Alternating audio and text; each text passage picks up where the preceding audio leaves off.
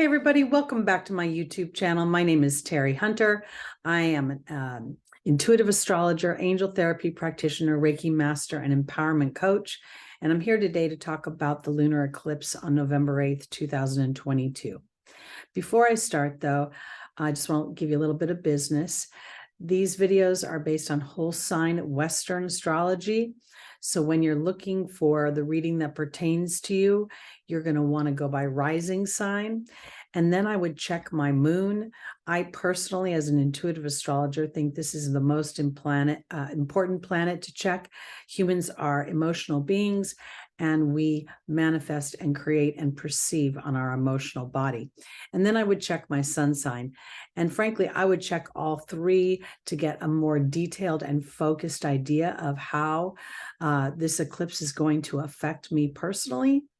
I also want to let you know that if you'd like to book a reading with me, I am available for both natal charts, natal and transit charts, past life charts, and synastry charts, as well as angel readings, which is an intuitive reading looking at getting angels' advice for what you're manifesting and for how you're creating your life. If you feel stuck or feel somehow thwarted, that's the best way I want to put it. Okay, so let's jump in. What is a full moon? A full moon is the culmination of a cycle. It's where the moon and the sun are sitting opposite in the sky, and it is the brightest phase of the moon. We have planted our seeds in the new moon, the darkest phase of the moon, and by the full moon, we have come to a conclusion. We have been illuminated in some way. Something has been revealed. This lunar eclipse is in Taurus, and it is conjunct Uranus. Uranus has been moving through Taurus for quite some time, as we all know, and it's not far from the North Node. So we have this lunar eclipse at 16 degrees Taurus. On the opposite side is the sun in Scorpio at 16 degrees. And unlike most eclipses, there's a cluster of planets around this one. We see Mercury and Venus both involved in this eclipse, as well as the South Node in Scorpio. So what we're looking at here is the culmination of a cycle that started back during Taurus season. And it is going to be focused on our money, on our self-worth, on our possessions, our food, the things that give us creature comforts and make us feel at home and cozy. And for me personally, as an intuitive astrologer, I believe that Venus is not only representing our money and our possessions, but she will also represent sort of a breaking away. The illumination, the full moon will be the culmination of a cycle that disempowers the human to receive bounty. I believe the feminine energy, as represented by both the moon and Venus, is a feminine energy, which is a receptive energy. So here we see ourselves starting to come to this realization and illumination that we are co-creators in our life. And Mercury, being not far from the sun, is really illuminating how we think about ourselves and how much we have given our power away. Scorpio rules other people's money. It rules dominance and control. And the moon next to Uranus at 16 degrees in Taurus is offering liberation and independence and in many ways a glimpse of our dreams, because Uranus rules the 11th house, which governs our hopes and our dreams. And this full moon is making a T-square to Saturn in Aquarius. So what we see when we see a T-square is actually a triangle square, where we have an opposition, the sun and the moon, and those planets I mentioned involved, Uranus, Venus, and Mercury, are creating a focal point to Saturn in Aquarius at 18 degrees. That focal point is really looking at the structures of our life, and not just the ones built by government and authority, but the ones that we have built with our fears, with our own trepidations about our abilities or how our abilities would be received in the outside world. And this total eclipse is giving us an opportunity to take what we have discovered, what we have concluded, what has been revealed, and rather than feeling defeated by it, we can feel liberated. We can feel a bit of a rebellious, a bit of a piss and vinegar underneath it all, because we're claiming ourselves now. And we're claiming ourselves over structures that have historically bonded us to some sort of slavery, because Saturn is sitting at 18 degrees and has been for quite some time as it's stationed to move forward. And it's been making a square to Uranus. This is the 4th time it's made a square to Uranus in the last few years. So we have seen very clearly in the media changes in our structures, reversals in structures that actually served and now are oppressive. We are seeing an opportunity for us to harness our thoughts and to use those as powerful tools to connect with our emotional body and ask ourselves, are we aligning to what we really want? Or have we been making our decisions based on fear, based on what we can see with our eyes and what we think is viable? Because I think this is where we're going to see some structures really breaking down and giving us as individuals opportunities to start to view the earthly experience from a soul's perspective. So this is super powerful. So what I'm going to do now is I'm going to share my screen and I'm going to show you a little bit and go a little deeper into what I've been talking about. And then I'm going to go through each one of the signs by rising sign and tell you what house this is happening in and what the potentials are in the environment around you. So let me share my screen.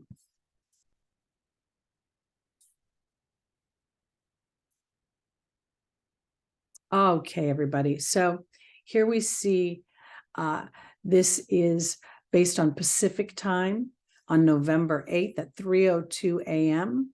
We're seeing here Taurus is the 8th house. We can see Uranus conjunct the moon exact. We see the North Node within 3 degrees. So this is a rather tight conjunction, making us ravenous. We are taking no prisoners in many aspects of what the moon represents, in the way we nurture ourselves, in the way that we receive our bounty, in the way that we believe about our ability to thrive using our own voice and our own skills. And there's Uranus. Uranus is funny because Uranus and Saturn both have rings, yet Uranus are topsy-turvy. They're on their side. So here we may feel very much like our emotions have been turned upside down and we are just ravenous for some sort of security. And the 13th degree that the nodal structure is at is the Aryan degree, the Martian degree. And I believe this is about being brave and courageous about what has been revealed and illuminated in this moon right here. So now we go opposite to the house of money, the house that Taurus normally represents here. And this structure is based at the time of the eclipse. So this is not necessarily personal to you. We'll talk about personal houses for you in a minute. But here we see the south node at 13 degrees, just conjunct with Mercury. So there's this feeling of my thoughts being in some ways discounted potentially. And this is calling me to dig deeper out of my mind and into my psychology, into the history of my earthly experience. And is that history dictating how I move my story forward? Because the sun is how we project ourselves out in the world. It's our ego identity. And this is an opportunity to liberate ourselves from thoughts that have no longer served us. And we'll see that further indicated with the T-squared to Saturn. But here I want to note that we have Mercury at the Gemini degree. So we have Mercury in its the lordship of the degree, I should say. And so this is really looking at, am I, because here we have the sun at the Cancerian degree. This is the degree of the natural moon. And this conjunction here, which is quite tight, and I can include Venus here, but for now, am I nurturing myself? Are my thoughts nurturing the truth of what I want to experience and my ability to be powerful and create the abundance I need as an individual? Because now we go over here to Venus, which is very much in play here.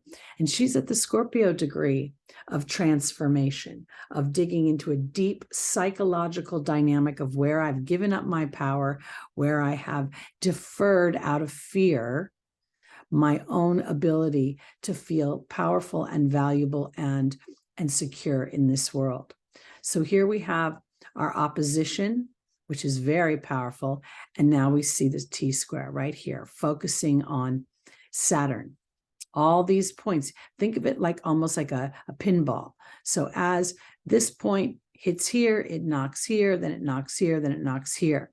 So it's really asking us in a very powerful way where we have allowed structure, where we've allowed our depression to take our thoughts in a way that has focused in on lack versus the ability to transform that lack. The Virgo degree is one of process. It's also ruled by Mercury. So this is seeing where Saturn's influence has again affected the mercurial aspect of my life.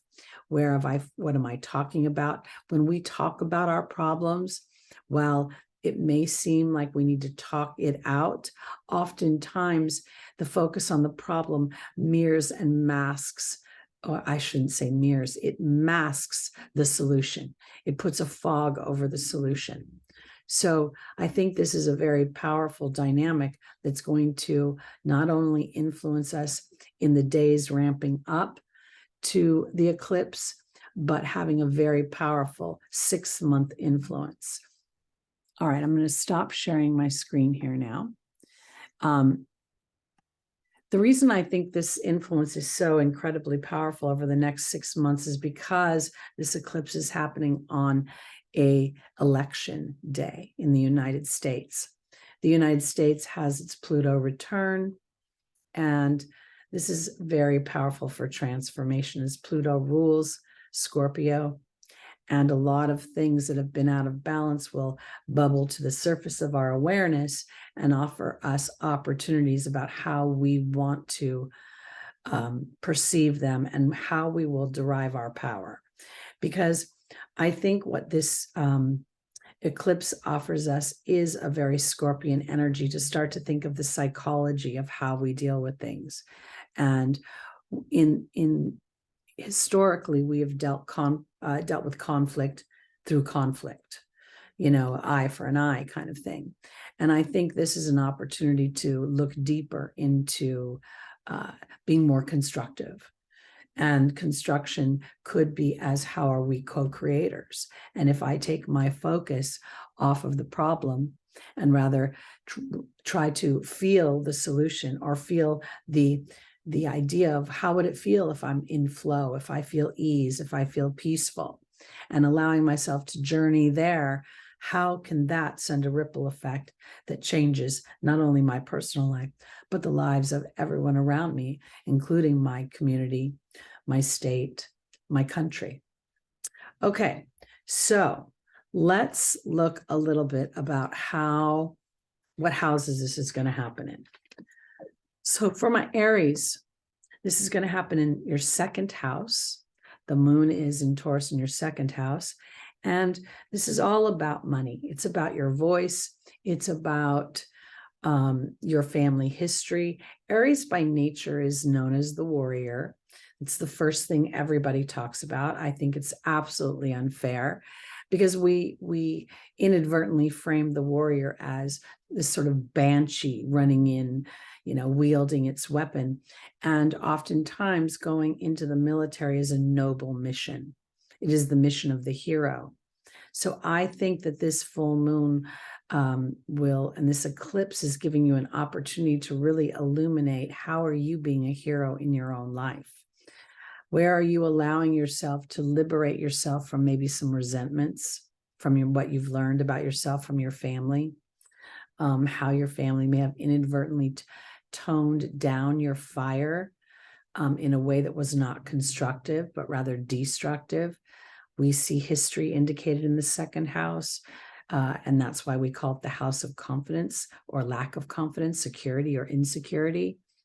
And I think this is giving you an opportunity to use the opposition in Scorpio to see where, even though there is a historic dynamic to this, do you have to concentrate on it anymore? Do you need to think about it anymore?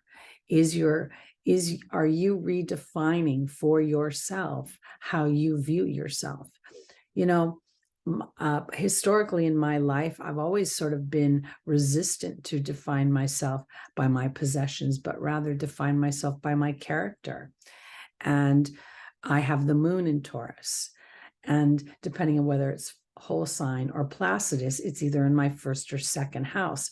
So this is very much how, I view myself on my character and my integrity. So Aries, I think this is an opportunity to see yourself much more as the hero, as the courageous, brave one who's willing to not only look at the environment around you, but how maybe you have been holding on to emotional things that aren't serving you anymore.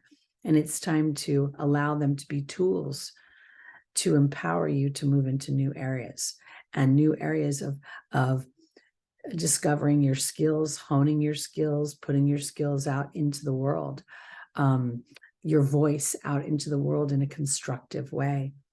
I don't usually comment a lot on things, but with the election coming up here in my city, the Nextdoor app has been quite busy with people and their feelings about the candidates that are running. And while I could barf the first thing out of my brain, my season on this planet has been long enough where I learned that this is, do I want to be effective or do I just want to spew my opinion? And now I would like to be effective. I want to be inspiring. That is Aries. I want to be engaging. That is Aries.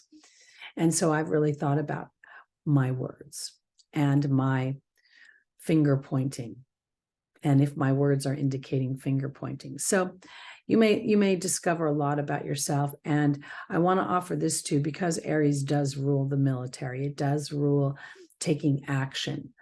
I think that as you're walking through the next 6 months, and especially the end of this year, there's other astrological dynamics going on that are supporting transformation in a jarring way.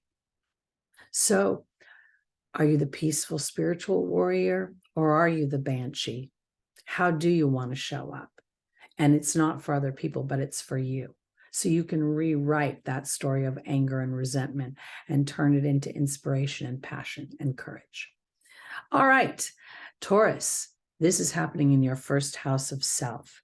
There will be an illumination of some kind, a culmination offering a new beginning. And I want to say this because it seems to me that there's often been a polarization of haves and have-nots.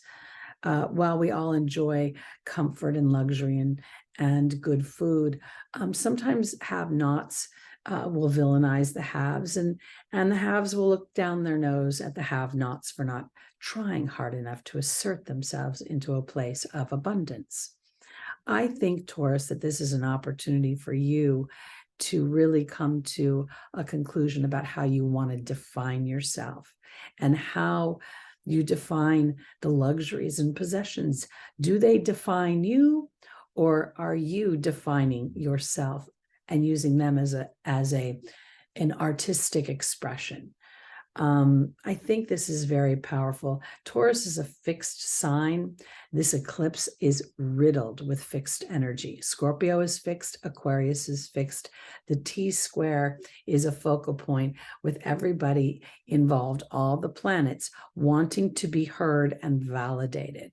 and will not move off it until they feel a sense of validation. So Taurus, this is very important for you to validate yourself and to allow yourself the privilege of taking the Venusian aspects of this.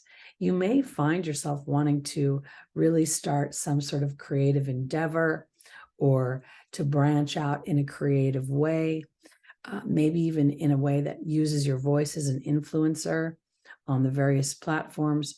And now I think it's also about letting yourself be an individual, looking at your individual contribution.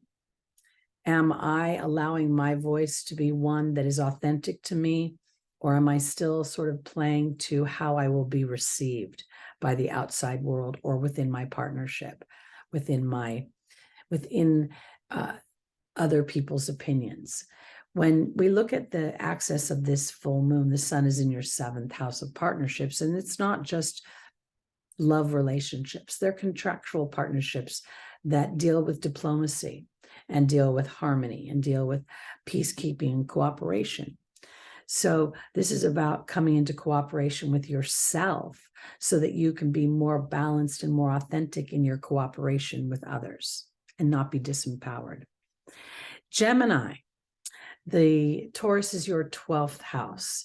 The 12th house is the house that sits behind the house of self. It is known as the house of self-undoing because it's where we tend to isolate ourselves, or in some respects, we can feel punished. Go to your room. The 12th house represents the bedroom where we sleep. It represents ashrams and hotels and spas and prisons, laboratories, places where research is done. It's naturally a house of health. So I think that this full moon lunar eclipse in Taurus at the Cancerian degree of self-care could very much reflect how you're taking care of your health, how you're taking care of your mental health, whether you're really giving yourself enough time to rest. Taurus by nature is a beast of burden. The bull, really plowing. I think of the ox plowing the fields and carrying a lot of weight. And so, Gemini, are you carrying a lot of mental weight? Are you allowing, when we think about Scorpio being your 6th house of service and Venus being right near Venus, the South Node, and Mercury are going to ask you, all right, let me back up a little bit. The South Node is often referred to as a node of loss, an erosive energy. And I think that's the human definition of loss, because from the divine, there is no loss. So I think that this is an opportunity to redefine your service. And in some ways, taking the idea that Scorpio is a powerfully, when we think the idea that Scorpio rules dominance, it rules, a bit of aggression because it's co-ruled by Mars. So there's an individuality within this commingling of energies. And it's where, there feels like a deference of power. So for Gemini, are you eating well? Are you allowing whatever's happening in your financial body to make you not take care of yourself? For instance, buying ramen to eat for dinner and not having any vegetables. There's something about this feeling of putting yourself in a position of priority. And in doing so, you are truly being of service to others. And also, if we look at the idea that Scorpio is your 6th house, which Mercury naturally rules, and Mercury naturally rules you, there is an opportunity to have an illumination about thoughts and about self-talk that is contributing to these feelings of defeatism. We have to remember that this axis that the full moon is on is making a focal point to Saturn, which is obligatory energy, which is kind of, plays to the idea of enslavement to duty. So this is an opportunity to really start to put yourself forward. And I really want to kind of think about the idea of the food that you're eating, how you're nurturing your body, how you are, because I personally have noticed that if I don't eat enough, or if I eat too much salty foods or too much dairy, it affects my mood.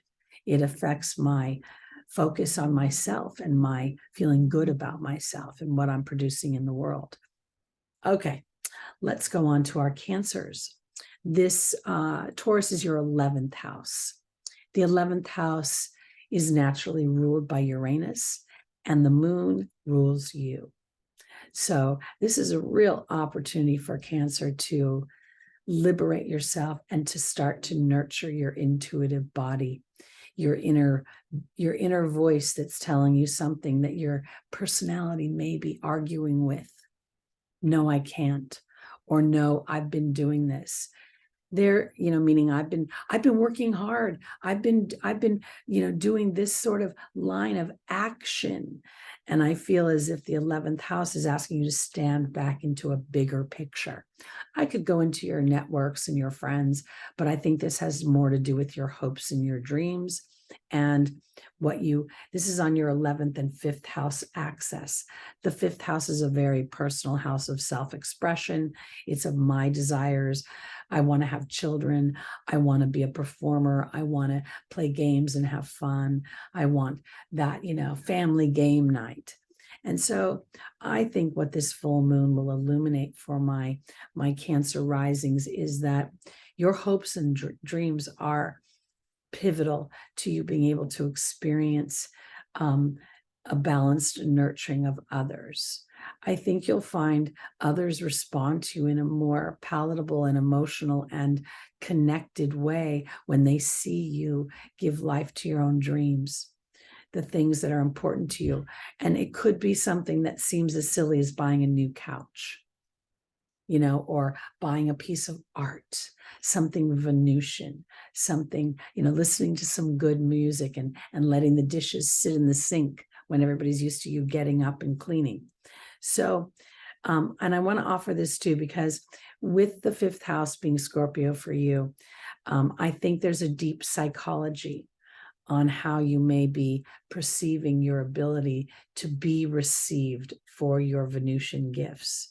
For you may be a great writer, and you may talk about Venusian things, the power of the female energy.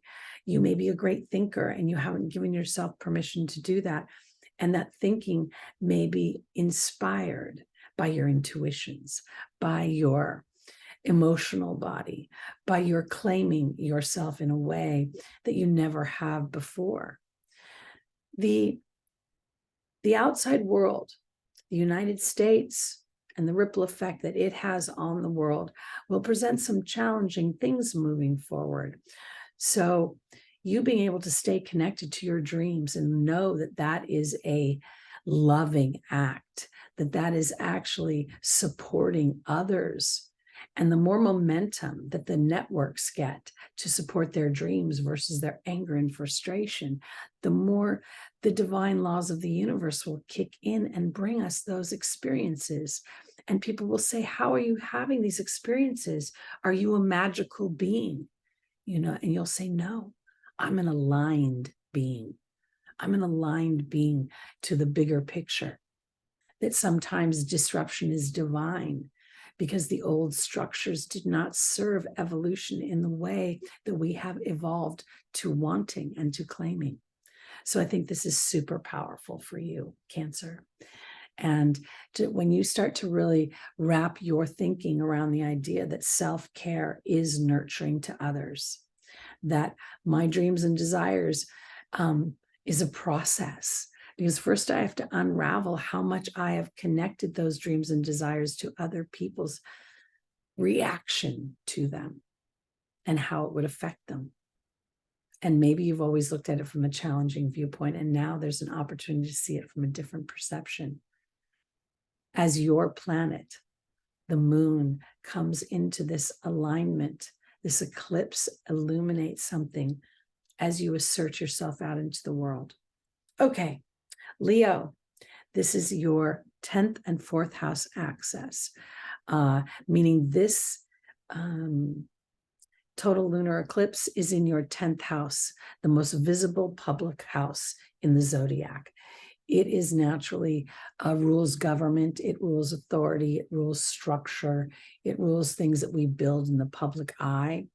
It rules the dominant parent, as I've come to refer to it, because it's the parent that's seen in the public eye.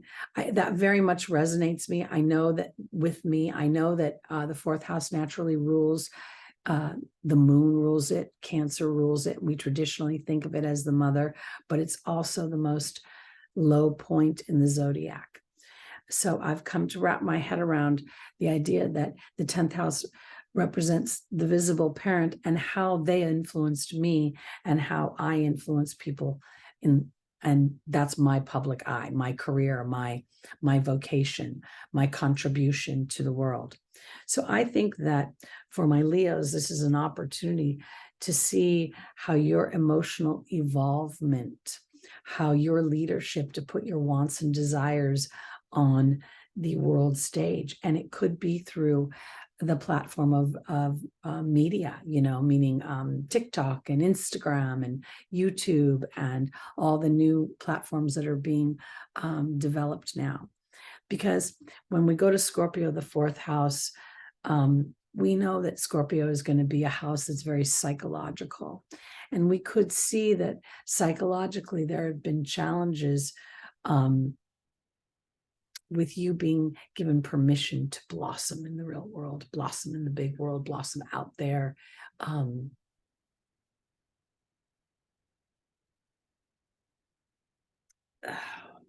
do I want to say this?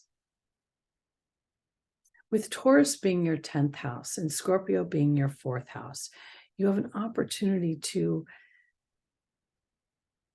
plow the fields of your own career in a new way, to look at things and say, you know what? What if I do express myself more authentically than I ever have before? And what if I'm willing to look at my own fixed energy? Because again, we see this focal point to Saturn in Aquarius. And with the moon being the exact degree of Uranus retrograde, very close to the North Node, there is a ravenous feeling of liberation and rebellion to what I have been told I will be and what I want to be. And that's where Scorpio, having that be your 4th house, there could be this psychological feeling that if I'm not in the role I've been defined in, I will not be connected and accepted. And I think this is an opportunity to see this from a different viewpoint, from an illumination, and then just taking it one step at a time. All right, Virgo. Taurus is your 9th house, and this is the house of beliefs, of foreign travel, of multicultural dynamics, of higher education, PhDs, master's programs, gurus, spiritual teachers, and then we overlay the idea that Taurus is there. You could find the land a spiritual experience. You could really want to look at your homeland from a whole new perception. And I want to offer it this way because Mercury being involved, Mercury, your ruling planet, is in your 3rd house of everyday activities, and that's Scorpio. And Mercury is within 1 degree of the sun. So I think that this idea of an illumination about what you believe about your everyday activities and about how your mind works and about how you process things. And you may find that in the Taurus energy, Virgo, for the first time, thinks that maybe it's time to feel a little cozier. Maybe it's time to add some Venusian dynamics to my world. Maybe this is the foreign territory I've never been in before, is to make my luxury, Taurus rules food, it rules my family history, it rules my self-esteem, it rules the throat and the voice. And I think that, if we add the idea that opposing that is another house of speech. And there is Mercury in that house of the deepness of Scorpio, the psychological aspect, the idea that Scorpio is known to rule the occult, and the human naturally thinks of that as some sort of voodoo, but it isn't.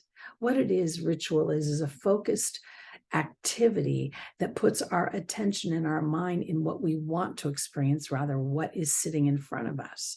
So I think this is an opportunity for Virgo to take the idea of this access of thought and of expansion of thought, expansion of beliefs and experiences, and then allowing myself to naturally take the process that I enjoy so much. I'm going to take this one step at a time.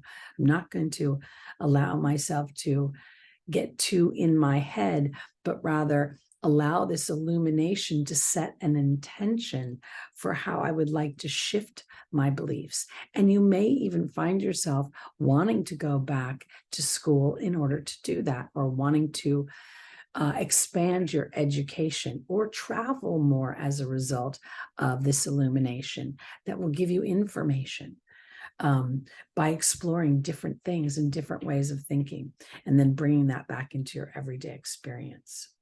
All right, let's go on to Libra. Libra, Taurus is your 8th house. This is the house that is of transformation, of digging deep into how I commingle my energy with another person and how much power I hold within that. I'm a big fan of knowing that things aren't 50-50 all the time, but the ebb and the flow between the other percentages is what is important. We don't want to get stuck in giving up our power all the time to another situation to keep the peace. So I think this is an opportunity for you to look at where you are willing to use your voice, where you may have inadvertently. Now we're talking again, we've got this T-square to Saturn, which rules history. It rules limitation. It rules the father. Where have you been inadvertently in a pattern of thought of giving up your power in the way that you think is being emotionally cooperative? And instead, it's actually thwarting your ability to create yourself, because the second house is Scorpio, and this is where we see Venus, this is where we see Mercury and the sun all together with the South Node. And I wrote something down about the South Node being at 13 degrees. The human defines the South Node as loss and erosion, and Spirit says it's a defining moment to see your life through Spirit's eyes, to be egoless in your willingness to express yourself constructively, to dig deep into the psychology of your own family history and decide if that's where you want to hang out, or if you want to allow that to evolve and to be the uplifter, the propeller to a new version of you. Libra represents balance, and the awareness of balance is that nothing sits like this. I was talking percentages earlier, but it's being able to be flexible in the ebb and the flow of things, and being willing to make my emotional body and my intuitive body a priority. Again, when I get into the signs that are partnership oriented or oriented, Gemini is the twins, Libra is the scales partnership. There can be a slippery slope of giving up our power for what we think is the greater good. And sometimes that is rather just deferring our power to somebody who's more pushy or more intentional. So when we think of the nodal axis being at 13 degrees, the Aries, the Martian degree, the 8th house is naturally ruled by Mars and Pluto. This is an opportunity for Libra to allow for the butterfly to come out of the cocoon, to understand that your individuality is what makes a really strong we in the world, and that your ability to create is almost waiting for you like an invitation. And, Libra is also very artistic. And, you may have been keeping your art to yourself. And art comes for me, it's not just painting and sculpting and singing. It comes in so many ways. Finances can be very creative. The 8th house is riddled with opportunities to create money. It's a house of billionaires. Scorpio rules billionaires. Now Taurus rules your personal skills. So you really have an opportunity to transform as you are brave to assert yourself in this direction. Scorpio, this Taurus is your 7th house of partnerships. And this illumination gives you an opportunity to really look and see how you are being in partnership. Are you being inspiring, engaging? I kind of think of Scorpio as a very sexy person. You know, sometimes I think if the devil was a zodiac sign, he may be Scorpio because he'd be tall, dark, and handsome and irresistible in some way. And so I feel as if this is now about using all of those powers for I want to put, I don't want to say for good. I kind of want to say in balance, because that 7th house represents harmony and peace. And we know that Scorpio, the activity of the sun, you've just had a birthday or you're about to have a birthday. And we've got Venus and Mercury there. So speaking sweetly and speaking in engaging ways and asserting yourself that way could very much bring more emotional alignment to your partnership house, to feeling influential rather than maybe coercing someone into what you want. I feel as if this is digging deep into your heart chakra also, and looking and seeing where you may have a wobble in your energy, and you've attached yourself to people professionally or personally that do not honor the self, do not honor your own individuality and your contribution to the situation. And this may be rather disheartening in the beginning, but if you're willing to be brave and not get too stuck in that fixed energy, this 6-month influence almost feels like it creates a crack versus bending something, because everything's so rigid in this fixed energy. So your willingness to be more fluid and to be brave in looking at your own psychology of the situation and not judging yourself, but taking it as a piece of information that gives you a powerful tool to move any obstacles or transform obstacles into opportunities. Okay, Sagittarius. Taurus is your 6th house, and that is the house of service and health. And I really think that this is an opportunity for you to go into new areas and thoughts of how you eat, how you nurture your body. The 12th house is going to be Scorpio. There may be, Sagittarius is ruled by Jupiter. Jupiter is considered quite a benevolent planet, offering expansion and wealth wherever it goes. And I feel like in this particular instance, the full moon may illuminate some Taurus aspects that offer you ways of being of service and yet still honoring the self. I very much think that there is a self component to Taurus's energy that is not selfish, but selfless, as it allows for its nurturing and its expansion. So if we think about Sagittarius, your 6th house is Taurus, there could be an opportunity for you to go into new areas to make money, as well as be of service to others and to explore things, or to even, you could find yourself in a situation where you're having the culmination of an educational cycle that allows you to take on new work or to start to pursue work from a different place. Let's say you were getting your nursing degree, and that's finally over. You've taken your exams and you get an opportunity to look for a job in a hospital. 6th and 12th house axis is a health axis that involves individual care and hospital care. It's just one of the aspects of one of the hues, the colors of that house aspect. So you may find yourself Really, for some reason, when I look at this, I feel like I'm focused more on nutrition, agriculture, the FDA, things to do with those kind of things. Maybe even looking at a more holistic approach to treating myself, my body, my services, maybe holistically focused. Maybe I'm wanting to implement yoga or some sort of music therapy, art therapy. It could be anything like that. Really, this could be a very exciting time for you.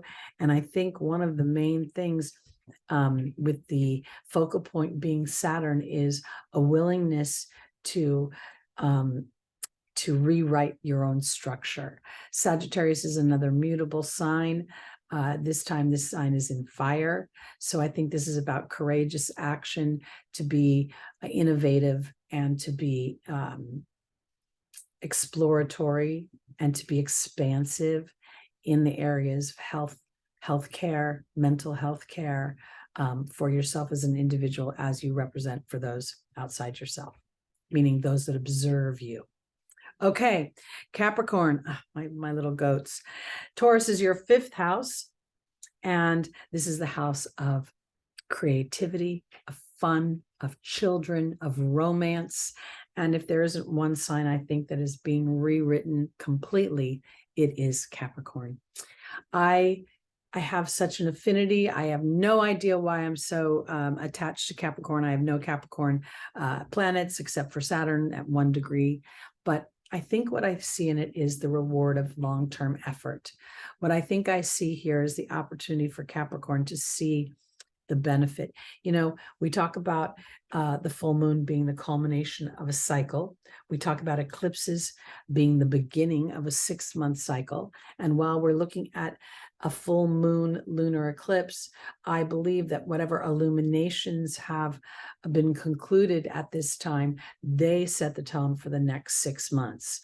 And so with Pluto traversing your house, I think that this is an opportunity to really transform and see how fun is not frivolous, to see how entertainment serves the body, laughter serves the cellular body, how romance is not something that is for, again, I want to take the sort of the harder edges of Capricorn, the more dutiful energies, the more serious energies off of Capricorn here, and start to infuse fun. Because I think that as you come to these conclusions and you apply the nurturing, this is a 16-degree eclipse, so I can't help but think about the Cancerian dynamic, the intuitiveness, the addressing my emotional body as a rudder. If something feels wrong to me, I should pay attention to it, because it's telling me I'm going down the wrong path, and it's providing me a contrasting experience to propel me somewhere else.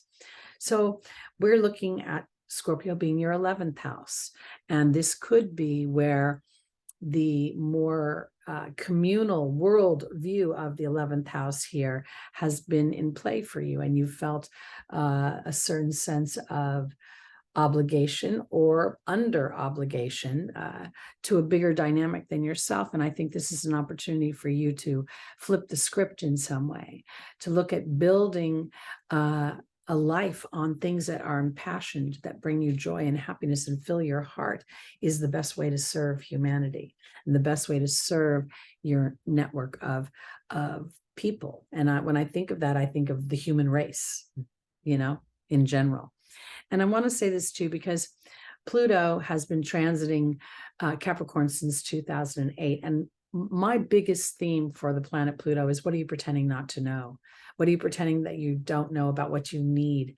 Pluto has I always say a 600-mile heart. I'm pretty sure I heard that on Nova. I may not have the exact diameter correct, but it is a heart that you can see from space. It is white, and it glows sort of this turquoisey white blue color, and there's all this tumultuous energy bubbling underneath the surface to create this heart. And that's what I think has been going on for Capricorn for years now. And now we see this eclipse offering a deeper layer of that, a deeper layer of looking at psychologically, are you playing to obligation and duty when you don't even realize you're doing it, because it's so imprinted in you? So stepping back and allowing the Taurian Venusian energy, having a great meal, spending a little money on a meal, or buying yourself something luxurious for your house that makes you feel good when you look at it, a piece of art or a new bed, whatever it could be. I think this is very powerful, and it will set a tone for real material change for you, to see the things that you want built more effortlessly in the material world as you align to them in your heart. All right, Aquarius. Taurus is your 4th house of home. And this is really speaking of some sort of illumination and liberation to how you have experienced your home environment and how it has set a tone for your operating in the world. Again, we have to realize that this fixed energy of this eclipse is trying to break something up that hasn't served us, and yet the energy is reluctant to move. It is familiar.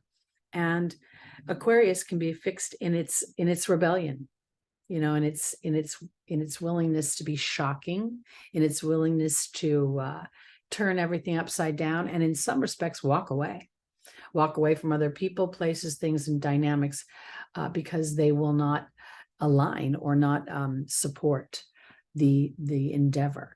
So this is what I want to say. I think this is an opportunity for Aquarius to start to apply more Venusian dynamics to how you go about engaging other people in your vision, because the eclipse is ruled by Venus, and Venus is in opposition in Scorpio. So is your way of being engaging other people to your cause, or are you in some ways being are you seeing too much of the big picture and not the individual players involved? So let's look at the family dynamic of the 4th house. It rules the mother. It rules the family dinners. It rules how your family interacted at the holidays, how your family perceived their property, their land, how they worked their land, how they kept their home, how they perceived your role in that. And so I want to offer it this way, because I feel like you have an opportunity here to dig deep into the psychology of why sometimes shocking people with your points of view entertains you a bit, Aquarius. I don't think it's to be mean. I think it's because you get frustrated with the antiquated structure. And that's what we're seeing with the focal point here, with Saturn being at the focal point of this T-square. So with Scorpio being your 10th house, I think this is an opportunity for you also to become more rooted and more emotionally 4th house Cancerian things, and making them a priority, and then allowing them to bubble up into how people see you in the public eye, how people see you in your workplace. Uranus was transiting my 1st house, my rising sign, when I started my business. And I didn't realize that was happening because I was not at the time studying astrology actively, not as in depth as I am now. And so it was through an upset, it was through a frustration in my work life that made me propel myself into this position where I started to work from home. So there may be some things that come up for you that make you kind of turn things topsy-turvy, or an illumination comes up that makes you start to want to turn things topsy-turvy. And when I say that, now I'm not thinking that you're trying to shock people as much as you're trying to claim your independence and be who and what you want to be in the world. And that is forward thinking. That is innovative. And as you walk through this moon, I think that it's also going to give you an opportunity to see how powerfully you land on other people, and how you can look at that as a duty, or you can look at that as a divine choice. That's the way I want to put it, because here we see Scorpio in your 10th house, and you will be very powerful in your influence over others on a psychological level. You know, you may not realize it, but how you show up is very powerful and very important. All right. Our final sign is Pisces. Pisces, Taurus is your third house. And this is all about siblings. This is about your community, your everyday activities, the roadways that you travel on. It's all those Gemini things, but with Taurus laid over them. So, you know, this is how you every day voice yourself in your community, how you allow yourself to give comfort to not only others, but yourself as well. Comfort with food, comfort with cozy things. And also, I kind of want to say that this Taurus full moon may illuminate a bit of where you have been overly compromising to others. And now you're going to have to endure a little bit of that Saturnian energy and feel a little bit of the challenge of what Saturn can represent, fear. Okay. And you may inadvertently feel like if you're not being cooperative within your third house activities with your siblings, it could very well be that, you know, it has something to do with, you know, you could be a younger child or a sibling is used to you behaving a certain way. And if you change that up, it may make them, or it may make you scared that they're going to act out and they're going to, you know, there's going to be a problem in the relationship. I don't think it has to be. And I think that this is an opportunity for Pisces to really take the spiritual aspect of what you represent. The ninth house, being your Scorpio house, is a house of deep psychology, but also of quote unquote the occult, the connection and the honoring of that which cannot be seen. And so as you allow your natural Piscean energy to call forth your guides, your angels, and all those that watch over you to empower you in balance, to stand in a way that allows you sort of to say in a Taurus way, I matter. Taurus rules our family history, and this eclipse is happening in the house of siblings.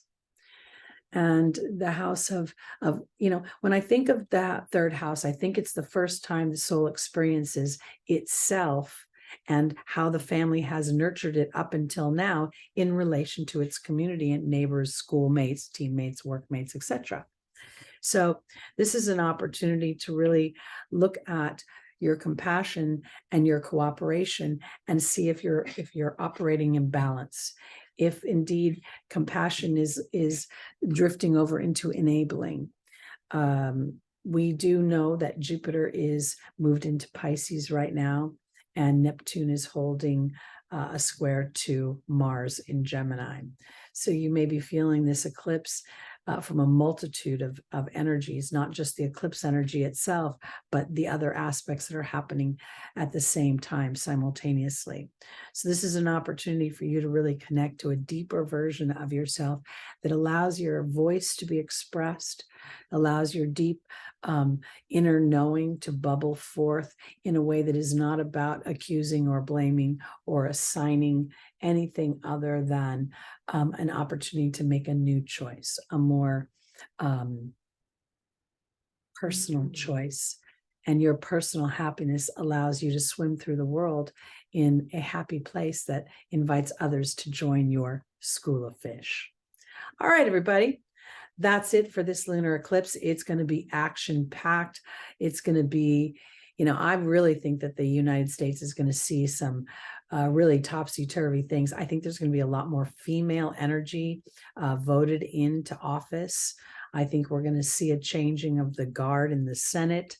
I think we're going to see long-term ripple effect of the new political environment. And I think we're going to see a lot more of a youthful energy, either being impassioned as a collective, but also seeking representation, meaning the young people are going to want to see their likeness representing us in the structure of our communities and our countries. All right, everybody. Again, that's me, Teri Hunter. If you'd like to book an astrology reading or an intuitive reading with me, I am available. My information is in the description below. And I'll see you on Sunday morning at 11 a.m. Pacific time with our weekly Traversing the Transits with Teri Hunter. That is the name I have decided upon, and the name everybody seems to be responding to. All right, everybody. Peace out.